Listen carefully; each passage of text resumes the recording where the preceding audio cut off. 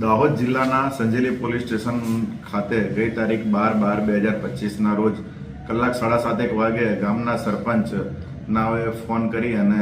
જાણ કરેલ કે એક અજાણ્યા માણસની સળગેલી હાલતમાં ડેડ બોડી રંગલી ઘાટી પાછળ આવેલા જે બસ સ્ટેન્ડ છે, બસ સ્ટેન્ડની પાછળ સળગેલી હાલતમાં મળેલી છે. એનો હેતુ મુખ્ય એ હતો કે જ્યાં રોયલ કીર્તનસિંહ લબાના એ પોતે સ્વચ્છંદી લાઈફ જીવવાવાળો હતો, અવારનવાર વ્યસનની પીવાની ટેવવાળો હતો અને નાના મોટા ઘરના પ્રસંગોમાં ઝઘડા કરી કોઈ પણ નાની મોટી વસ્તુઓ ચોરી લાવી અને એમના પરિવારજનો જે છે, એમની માતા છે, એમનો ભાઈ છે, એમની ભાભી છે, એમના ઉપર સતત મેન્ટલી ટોર્ચર કરવા માટે આ પ્રયત્ન કરતા હતા. તેમજ છેલ્લા 8 દિવસથી એમણે પોતાના મોબાઈલમાં સ્ટેટસમાં કે ભાઈ હું અર્ટિગા ગાડી લાવવાનો છું તે પણ હકીકત જાહેર કરી અને પોતાના પરિવારજનોને અર્ટિગા ગાડી લેવા માટે પોતાનું જે લીંબડીનું કારટ ખાતેનું મકાન છે,